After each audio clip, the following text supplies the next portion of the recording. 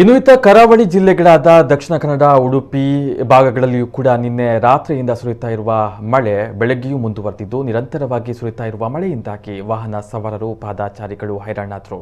ಇನ್ನು ಸಂಜೆಯ ವೇಳೆಗೆ ಮಳೆ ಇನ್ನಷ್ಟು ತೀವ್ರ ಸ್ವರೂಪವನ್ನು ಪಡೆದುಕೊಳ್ಳುವಂತಹ ಸೂಚನೆ ಇದ್ದು, ಹೀಗಾಗಿ ತಗ್ಗು ಪ್ರದೇಶದಲ್ಲಿ ವಾಸ ಮಾಡ್ತಾ ಇರುವ ಜನರು ಸುರಕ್ಷಿತ ಸ್ಥಳಗಳಿಗೆ ತೆರಳುವಂತೆ ಸೂಚನೆಯನ್ನ ನೀಡಲಾಗಿದೆ.